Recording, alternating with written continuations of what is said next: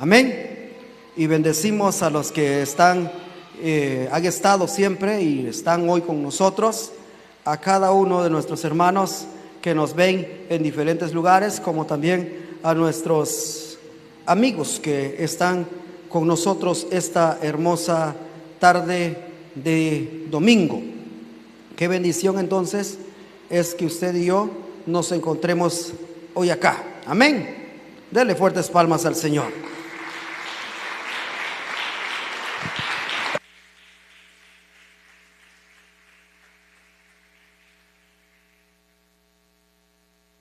Aleluya.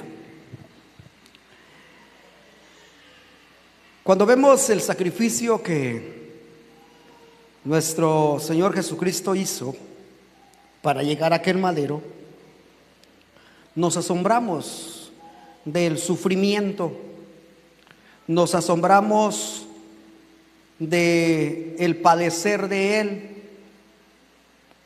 Cuando usted empieza a ver el relato del camino de nuestro Señor Jesucristo para llegar al Gólgota, al lugar de las calaveras, para llegar a la crucifixión, cuando usted ve esa trayectoria, ese camino, ¿qué ve usted?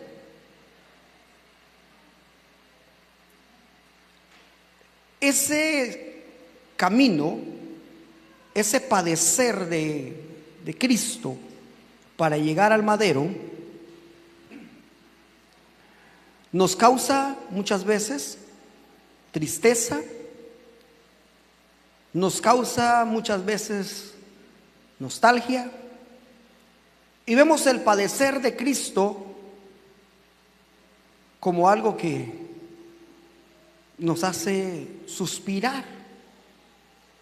Hasta incluso he visto algunos en este tiempo que acababa de terminar una semana tan esperada por la gente de allá afuera, esperar y anunciar y tener pendiente de que se acercaba la semana mayor, dice, la Semana Santa. Entonces la gente estaba al pendiente y esperando que esa fecha llegara, y llegara para poder involucrarse y hacer de su tradición una vez más este año. Pero me asombró ver a alguien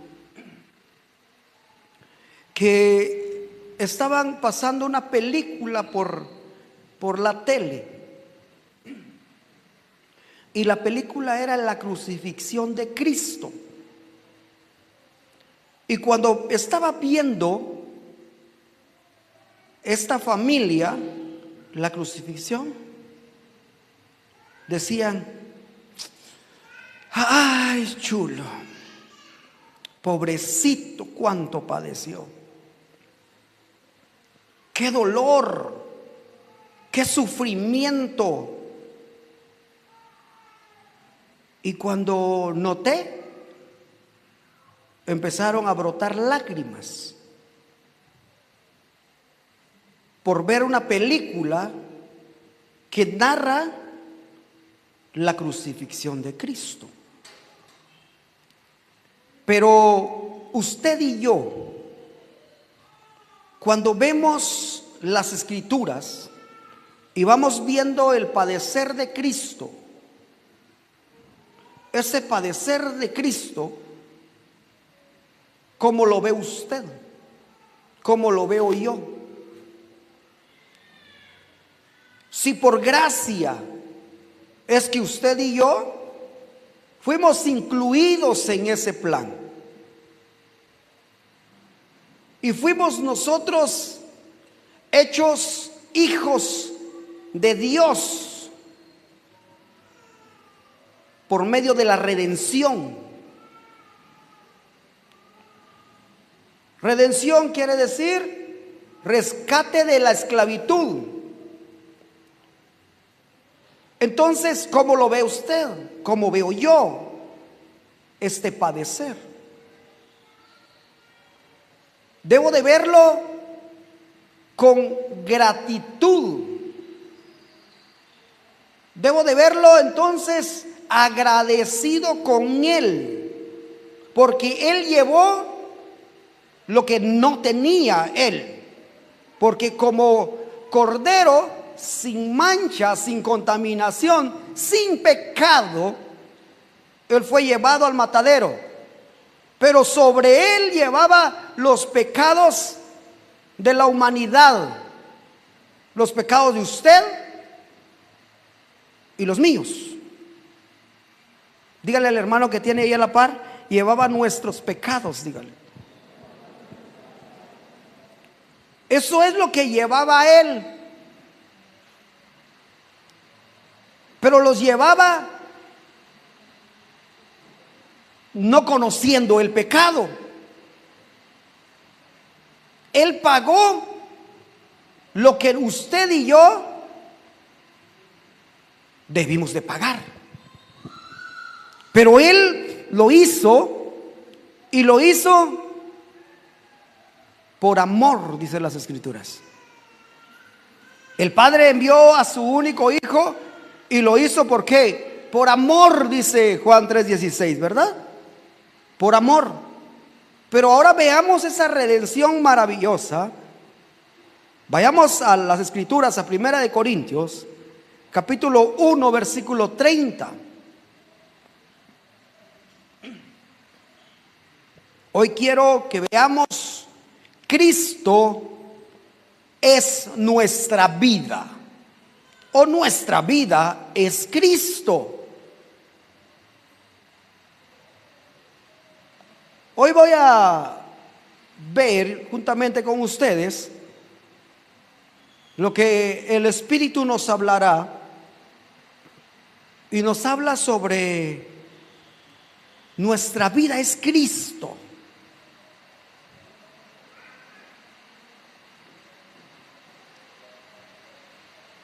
Lo voy a leer en la Nueva Traducción Viviente. Voy a ir un poquito despacio, no como acostumbro predicar. Voy a ir con más pausas para que podamos entender y yo pueda darme a entender.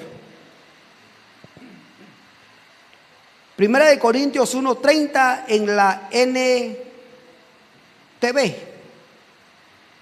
Dice: Dios los ha unido a ustedes con Cristo Jesús.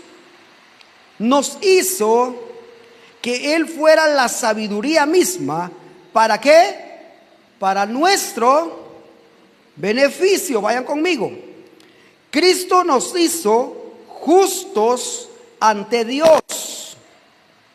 Nos hizo puros y santos. ¿Y qué más? Y nos liberó del pecado. Veamos todo lo que tiene la redención, o lo que lleva la redención de Cristo. Ese tiempo maravilloso de poder hacernos aceptos en Él. Dice la primera parte, y aquí quiero que resaltemos un poquito. Dice: Dios los ha unido a ustedes con Cristo Jesús. Cuando habla que Dios nos ha unido a nosotros con Cristo Jesús,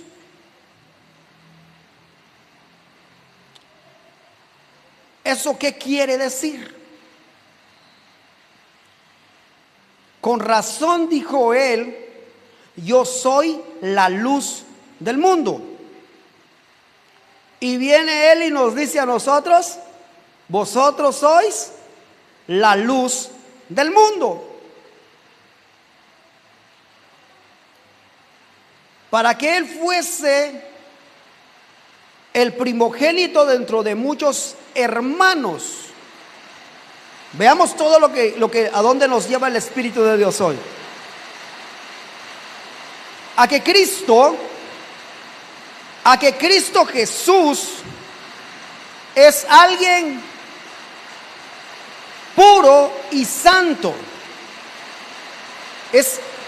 Cristo Jesús es alguien, entonces, no es algo, es alguien que tiene en su naturaleza pureza, que tiene en su naturaleza santidad, que tiene en su naturaleza, entonces, amor.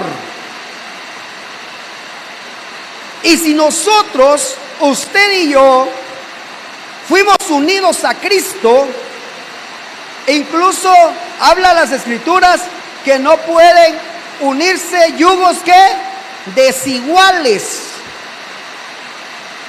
Porque ¿qué comunión tiene la luz con las tinieblas?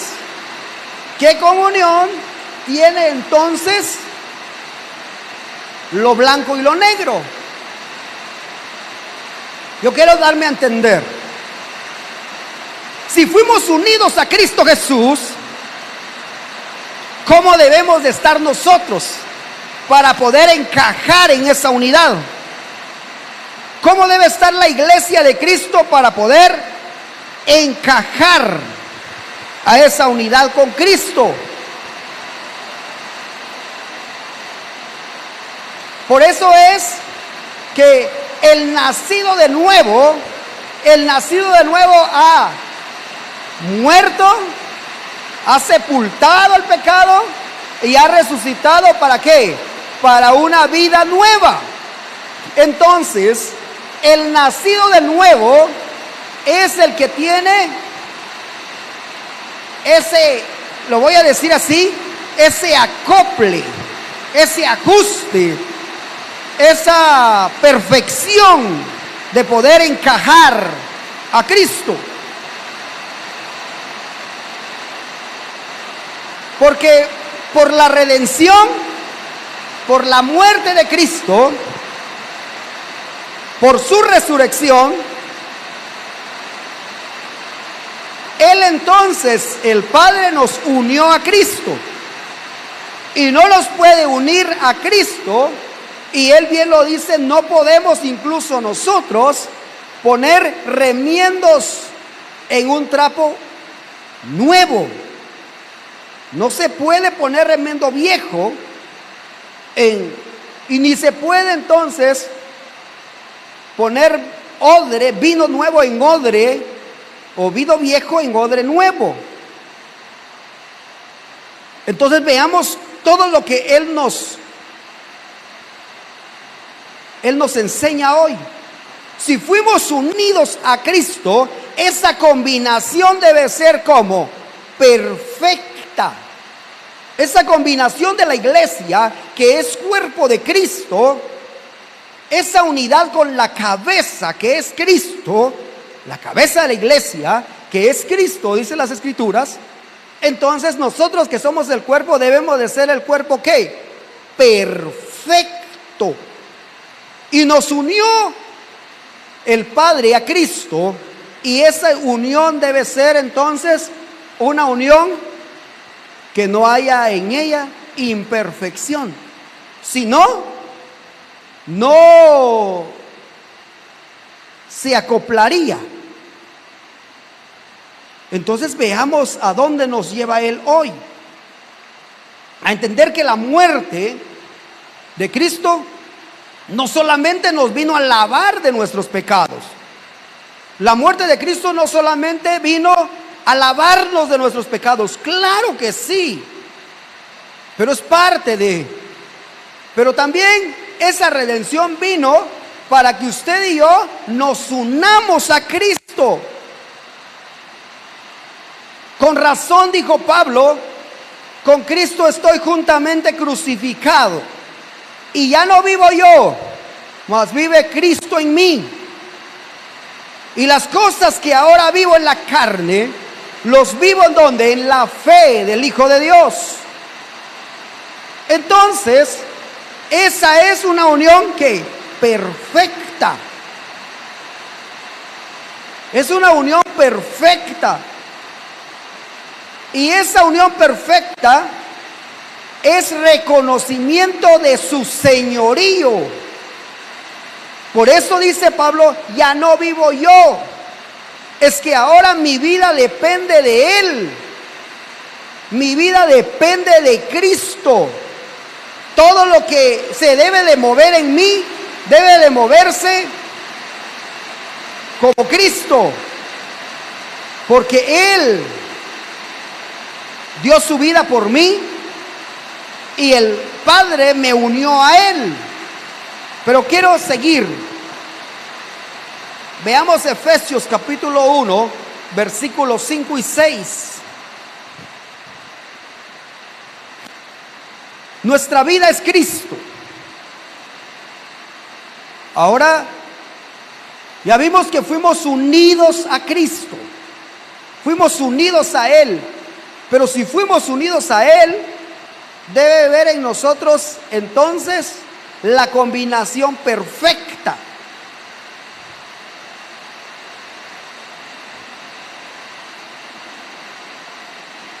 No debe de haber errores en esa unión, porque Él no tolera esos errores. Pero veamos qué dice Efesios capítulo 1, versículos 5 y 6. En amor, habiéndolos predestinados para ser adoptados hijos suyos por medio de Jesucristo. Veamos esa unión que tuvimos ya por medio de Jesucristo, según el puro afecto de su voluntad, para alabanza de la gloria de su gracia, con la cual, ¿qué dice? Nos hizo aceptos en el amado. Por medio de Jesucristo, nosotros fuimos hechos hijos de Dios. Por medio de la redención, fuimos hechos hijos de Dios. Y dice entonces que fuimos aceptos en el amado. ¿Eso qué quiere decir? No es entonces, y voy a volver a repetir lo que dijimos alguna vez o varias veces en nuestros discipulados, no es entonces acepte a Cristo, ¿verdad? Como decíamos antes, le decíamos a la gente acepte a Cristo. Y cuando se le dice a la gente acepte a Cristo, se le está diciendo entonces, tenga usted un lugar para Él en su vida. Dele un lugar a Él en su vida, acéptelo. Entonces el control lo tiene ella o él, porque solo aceptó a Cristo. Yo quiero que entendamos, porque las escrituras no hablan de predicar que la gente acepte a Cristo. Esa palabra que se le decía o decíamos nosotros a la gente, acepte a Cristo, le estamos diciendo a la persona, acomode a Cristo en su vida. Él va a tener un lugar especial en su vida. Y le decíamos, eso es lo que su vida necesita. Es como decir, como dijo el apóstol Ronald, es como decirle a la persona, mire, Cristo va a ser la guinda al pastel, lo que le hacía falta. Eso le decíamos nosotros a la gente, acepte a Cristo. Entonces la gente decía, bueno, lo voy a aceptar. Lo aceptaba y decía, ya tengo a Cristo en mi corazón. Pero vivía de la forma en que le gustaba, la forma en que le parecía correcta, y vive de la forma en que le parece. Pero cuando la persona viene reconociendo que Cristo es su Señor, Él nos aceptó a nosotros, dice las Escrituras. Él nos aceptó a nosotros. ¿Por qué Él nos aceptó a nosotros? Porque nosotros éramos los que veníamos con pecados, con culpa. Nosotros éramos los que veníamos, como dijo el hijo pródigo, me levantaré e iré, e iré a la casa de mi padre.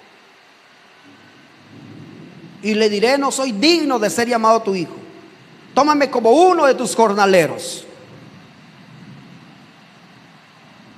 Eso es un arrepentimiento de la vida que se llevaba o que se lleva. Y se viene a reconocer entonces que Cristo es el Señor. Y cuando se reconoce que Cristo es el Señor, Él nos aceptó a nosotros. Entonces nosotros sabemos del que el control de nuestra vida lo tiene Él. Pero lo contrario, cuando decimos que la persona debe aceptar a Cristo, le estamos diciendo, acondicionando a Cristo al parecer de la persona, al gusto de la persona, a lo que a la persona le convenga. Pero cuando la persona sabe que es Cristo el que lo tiene que aceptar a él o a ella, entonces viene con un arrepentimiento y reconociendo el señorío de Cristo, sabiendo entonces ya que ya no vive o ya no vivirá para sí mismo, sino vivirá para Cristo. Entonces, es por eso que hoy nos muestra que estamos unidos a Cristo. Entonces ya no vivimos para nosotros mismos. Entonces la muerte de Cristo no es solamente que vino a pagar nuestros pecados. Nos vino el Señor a demostrar que no solamente nos lavó, sino nos redimió, pero también que nos unió a Cristo.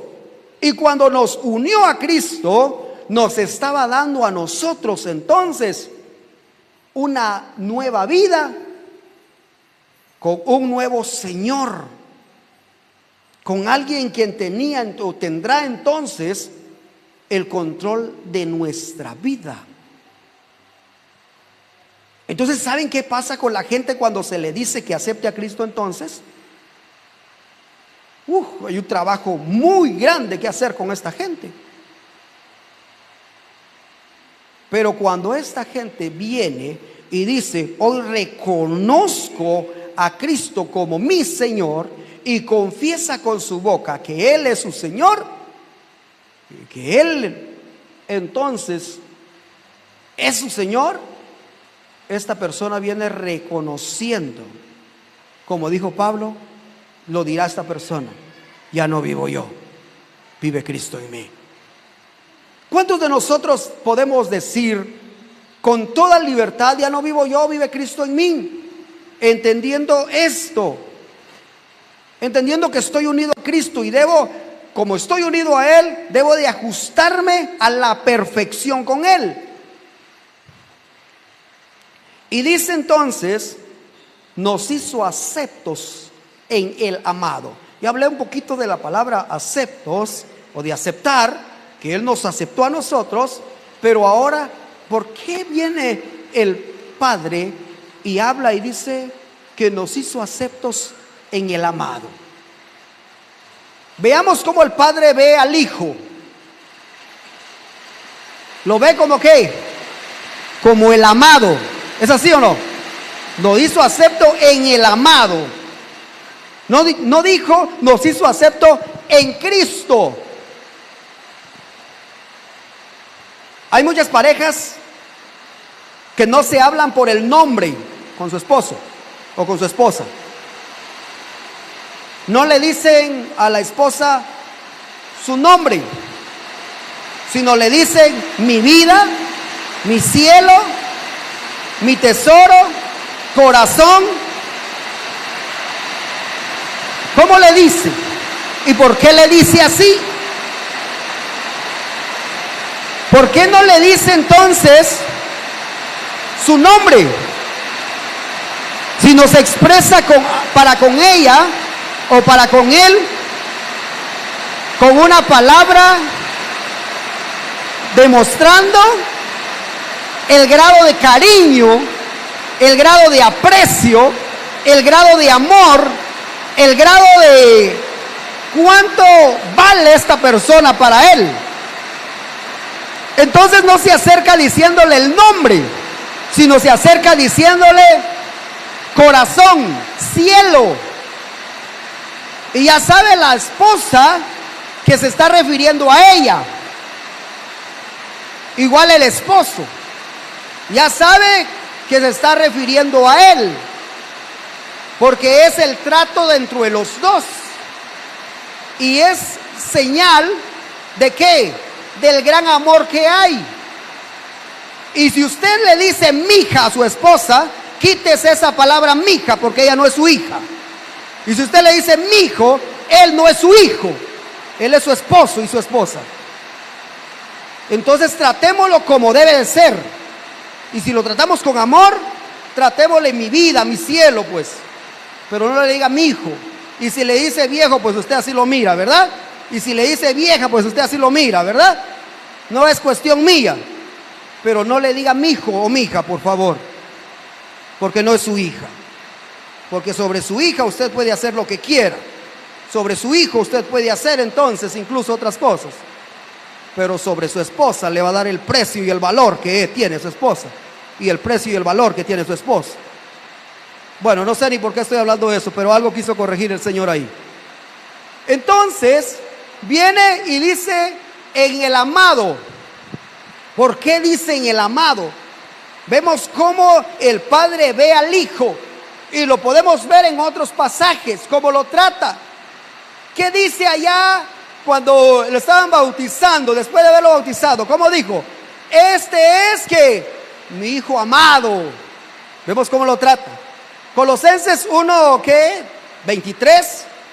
Dice, y 1:13. Y dice, y nos trasladó de las potestades de las tinieblas al reino de su amado Hijo. ¿Cómo ve el Padre al Hijo? Como su amado. Como su amado. Ahora, ¿cómo ve la iglesia a Cristo?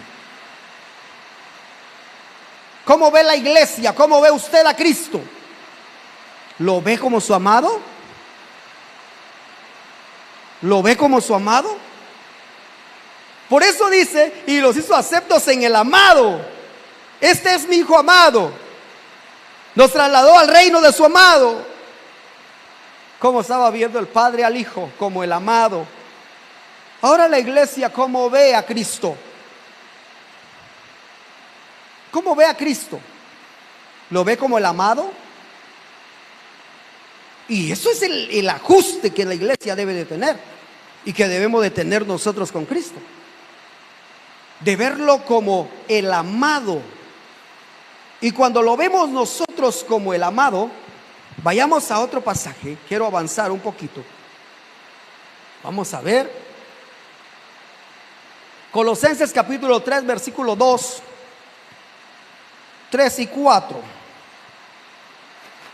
Vamos a ver cómo ve la iglesia. Cómo debe de ver la iglesia a Cristo.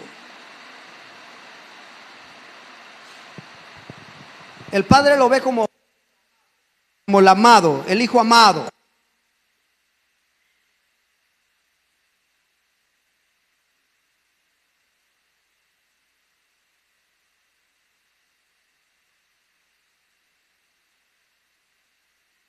Les dije a un principio que no iba a gritar, pero ahí dirán tal vez en la transmisión, dijo que iba a hablar despacio y está gritando. Solo quiero decirles que acá por ratos nos llueve muy fuerte. Y cuando llueve muy fuerte, entonces tengo que gritar un poquito más. Entonces solo quiero hacer esa aclaración por los que están con nosotros en la transmisión. Y dije que no iba a gritar, pero estoy gritando porque la lluvia, el sonido, entonces me provoca a gritar. Colosenses capítulo 3, versículo 2, 3 y 4. En la 60. Poned la mira en las cosas de arriba, no en las de la tierra, porque habéis muerto y vuestra vida, ¿qué dice? Está escondida con Cristo en Dios. Cuando Cristo, vuestra vida, se manifieste, entonces vosotros también seréis manifestados con Él en gloria. Veamos muy bien, volvámoslo a leer. Poned la mira en las cosas de arriba, no en las de la tierra, porque habéis muerto y vuestra vida está escondida con Cristo en Dios. Cuando Cristo vuestra vida se manifieste, entonces vosotros también seréis manifestados con Él en gloria. Poned la mira en las cosas de arriba. Si Él nos vemos al Padre, viéndolo a Él como el amado, ¿cómo ve usted al amado? ¿Cómo ve usted a Cristo? ¿Cómo tiene que ser la iglesia? ¿Cómo debe de ser la iglesia? Y dice, poner la mira en las cosas de arriba y no en las de la tierra. Esto quiere decir que nuestra vida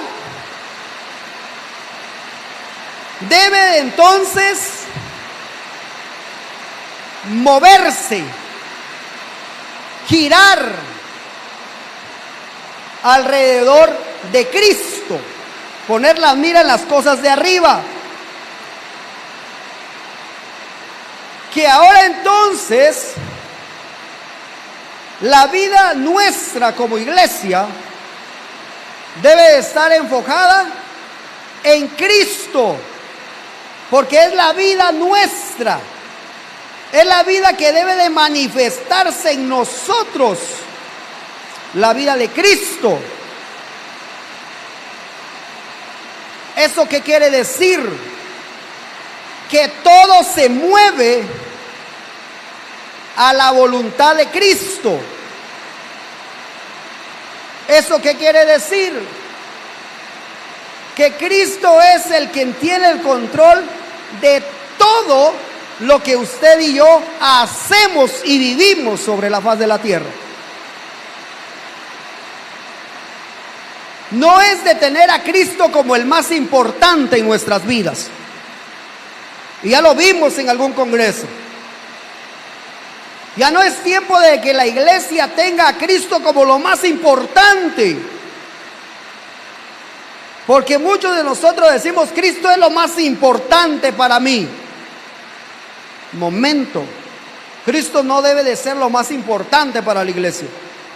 Cristo debe ser el todo para la iglesia y no el más importante. El todo. Cristo debe de ser la vida misma de la iglesia, no parte de la vida de la iglesia. Por eso es que todo gira alrededor de Él. Poner la mira en las cosas de arriba, porque mi vida se tiene que manifestar como Él es. Entonces, no es de que la iglesia debe tener en su vida la vida de Cristo. ¿Me doy a entender? No es de que yo debo de tener en mi vida la vida de Cristo. No, mi vida debe ser la vida de Cristo. No debe de ser parte, no debe ser lo más especial que tengo, sino debe ser lo todo para mí, el todo para mí. Espero darme a entender y espero que no me entienda mal. Pero Cristo no es lo más importante, sino Cristo es el todo. Él sobrepasa eso. Él debe de sobrepasar eso, porque cuando usted lo pone como el más importante, entonces usted le está dando a Él un lugar, pero un lugar donde tiene importancia, un lugar donde le puedo restar importancia, un lugar donde puedo decir que lo mejor es lo que Él dice, pero hago lo que yo quiero. No, yo sé que Cristo, entonces, lo que Él desea para mí es lo mejor, pero yo hago mi voluntad. Cuando dice poner la mira en las cosas de arriba, está diciendo entonces que mis emociones, mi voluntad, mis decisiones, mis emociones deben de regirse por Cristo. Yo debo de vivir por Cristo, porque estoy unido a Él. Pero las decisiones que usted toma ¿están basados en la realidad de Cristo o están basados, en las circunstancias?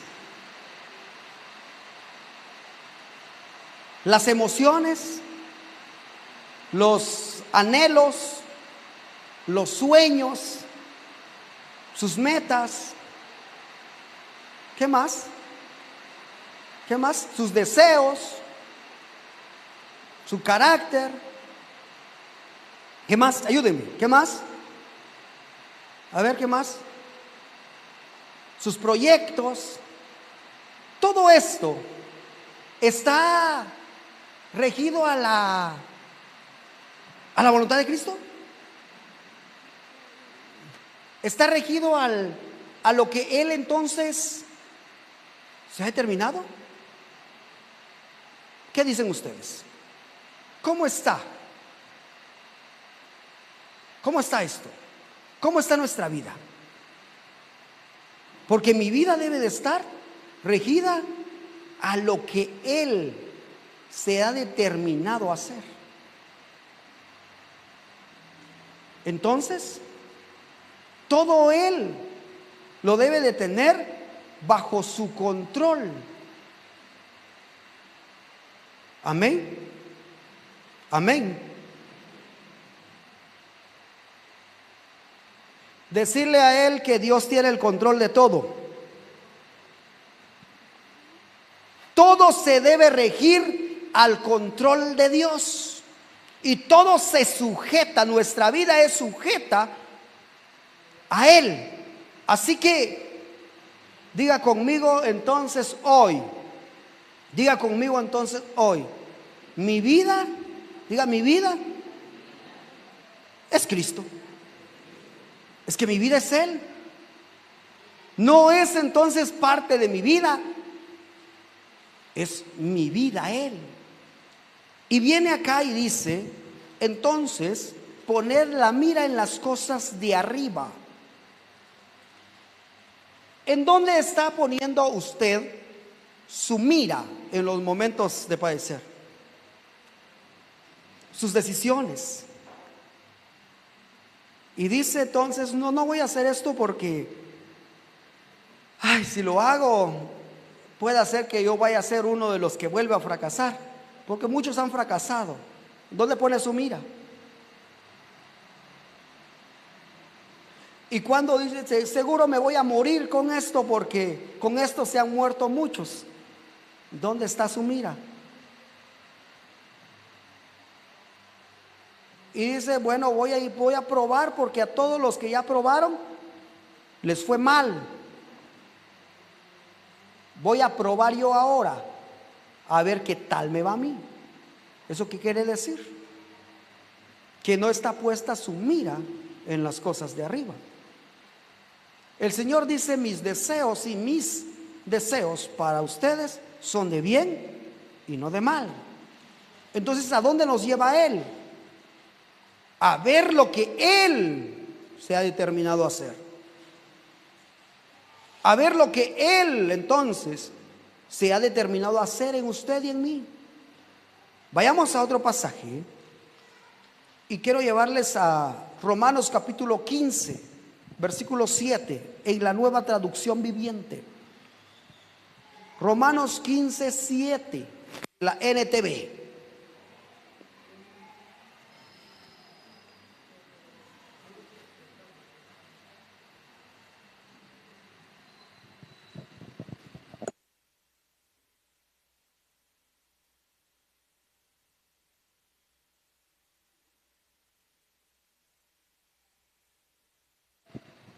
¿Ya lo tenemos? ¿Sí lo tenemos? Muy bien. Por lo tanto, acéptense unos a otros, tal como Cristo, que dice, los aceptó a ustedes. ¿A quién me toca aceptar a mí? No aceptar a Cristo. Me toca aceptar a mi hermano, a mi hermana. A él me toca aceptarlo. Porque Cristo me aceptó a mí con mis defectos, o con los defectos que traía. Me aceptó a mí con las debilidades que traía, con los pecados que traía. Y me lavó, y me limpió, me redimió. Eso hizo Cristo en mí. Pero aquí dice, por lo tanto, acéptense unos a otros. Cristo no toleró el pecado, ni aceptó al pecado, aceptó al pecador, aceptó recibir al pecador, pero no lo recibió y dejó que siguiera viviendo usted y yo la misma vida que en pecado que traíamos. Nos hizo nuevas criaturas. Cuando hablamos, solo quiero regresar un poquito, cuando hablamos a ver las cosas de arriba, ¿eso qué quiere decir? Quiere decir también, ahorita regresamos acá porque continuamos con esto, solo quiero darle otra visión a esto. Y regresamos y vemos, si aquí dice que nos aceptemos unos a otros, veamos cómo Cristo nos aceptó a nosotros. Dice, nos aceptó, pero nos unió. Fuimos unidos a Cristo. Cuando fuimos unidos a Cristo, debemos de ser la manifestación misma de Él, porque estamos unidos a Él. Hay un dicho muy conocido, ¿verdad? A ver, dígame el dicho que dicen allá afuera. ¿Ah? Dime con quién andas. ¿Y qué más? Dígame usted. Dígame, pues. Dime con quién andas y te diré quién eres. Si ponemos la mira en las cosas de arriba, es porque tenemos que mostrar las cosas de arriba. Hay otro dicho y dice, ¿cómo es la otra? El que anda en la miel, ¿cómo dice? Ah, mi mujer me pega, ¿cómo así? El que anda en la miel, ¿qué? Algo se le pega. ¿Por qué están estos refranes así? ¿Qué quieren decir? Que nuestra junta con otras personas son el reflejo de nuestras acciones aquí. Si me junto con personas negativas, me voy a volver yo negativo.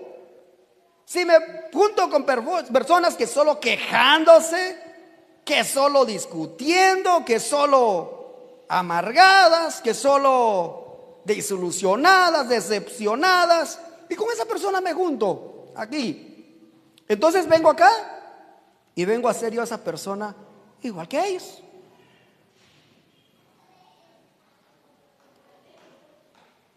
Pero aceptar a mi hermano, y a no es que no lo voy a aceptar porque si es que él es, no me gusta cómo es él. Ahora sí ya estoy llegando al aceptar al hermano, solo porque vimos lo otro, ¿verdad? Entonces no voy a aceptar a mi hermano porque, si usted supiera cómo de tremendo él, cómo de tremenda ella. No, por eso yo no me junto con ella. Por eso yo yo estoy lejitos. Mejor sin lejitos. ¿Y no se han dado cuenta ustedes que hay muchos que se han alejado de ustedes? ¿No se ha preguntado usted por qué se han alejado de usted? ¿No se ha preocupado usted o no se ha preguntado usted por qué tomó su distanciamiento él o ella de usted? ¿Cuál es la razón? Pero hoy viendo esto, y dice que debemos de aceptar los unos a otros, ese aceptamiento, pero hay un modelo y dice, tal como Cristo los aceptó a ustedes. Esa aceptación de mi hermano es ahora trabajo nuestro, trabajo mío, trabajo de usted, el poder contribuir en la transformación de él o de ella. Así como Cristo me recibió pero me transformó, ahora yo puedo recibir a mi hermano, pero lo ayudo a que mi hermano, mi hermana pueda ser transformada. Porque si no, entonces cuando voy a sentir yo, voy a estar haciendo lo que ella hace y no me gustaba antes hacerlo. Entonces debo de aceptar a mi hermano, pero esa aceptación de mi hermano es para que pueda contribuir con él, tal y como Cristo nos aceptó a nosotros. Contribuir con él o con ella. ¿Para qué? Para que pueda ser transformado o transformada. Pero entonces dice, ahora otro pasaje. Aquí voy a terminar. Romanos 8:1.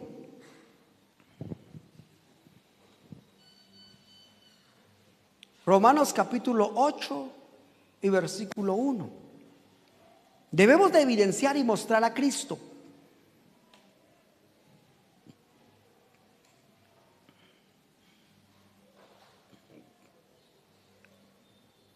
¿Por qué a Pedro le notaron que al negar a Cristo 3 veces, por qué notaron que él era uno de ellos? ¿O era uno del grupo de los que seguía a Jesús? ¿Por qué? A ver, díganme 2, 3 de ustedes, ¿por qué? ¿Por qué notaba la gente que Pedro era uno de ellos? ¿Por qué? Porque hablaba como ellos. Veamos entonces que hay evidencia. Ahora, ¿qué evidencia estoy mostrando yo que estoy unido a Cristo? ¿Qué evidencia está mostrando usted que está unido a Cristo? Debemos de dar evidencia, y esa evidencia que debemos de dar es de la perfecta unión que tenemos con Él. Es eso. Dice, hasta que Cristo en vuestra vida se manifieste, o cuando Cristo en vuestra vida se manifieste.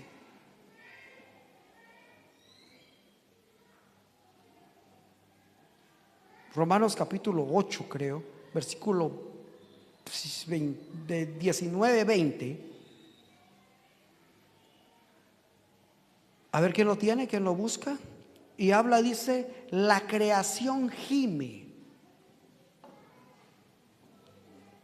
por la manifestación.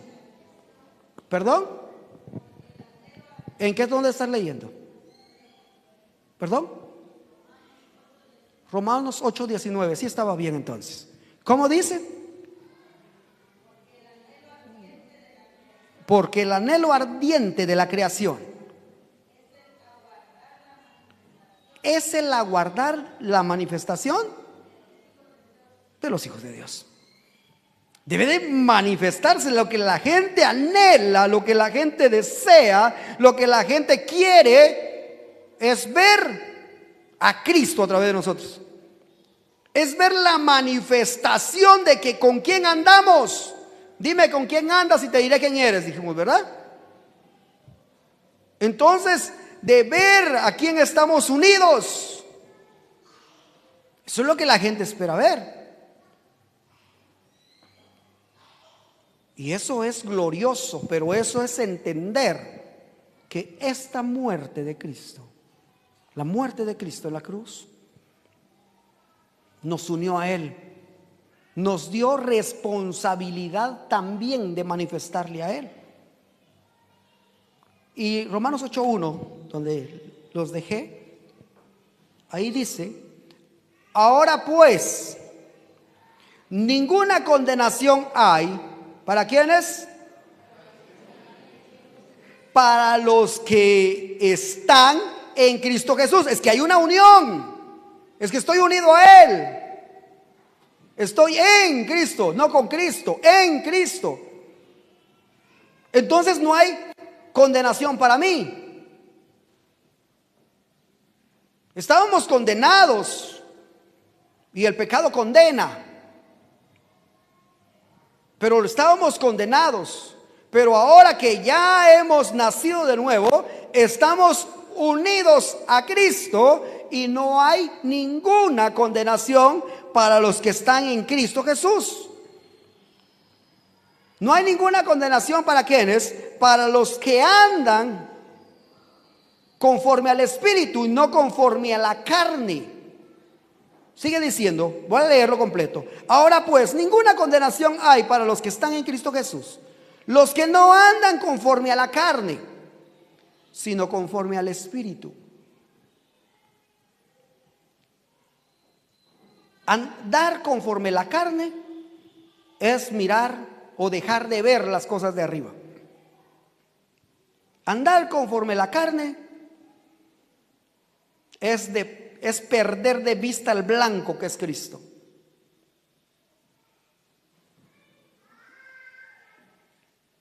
Andar conforme a la carne es dejar de reconocer señorío. Y Él dice que murió para ser Señor de muertos y de vivos. Entonces dice, no hay ninguna condenación para los que están en Cristo. Y los que están en Cristo no deben andar conforme a la carne, sino conforme al Espíritu. Qué corrección maravillosa y qué palabra tan maravillosa la que me ha dado Dios a mí. Y no porque yo la estoy diciendo, es porque Él me habló a mí. Es porque Él me habló a mí. Primero, antes que usted. Esto me viene a mí a ubicar, pero viene a mí como iglesia y viene a usted como iglesia a darnos y a mostrar nuestra ubicación. ¿Y su ubicación dónde está? En Cristo. Entonces debe de vivir no poniendo la mira en las cosas de la tierra, en las cosas de la carne, sino en las cosas de arriba, o sea, en las cosas del Espíritu. Esta muerte, este padecer de Cristo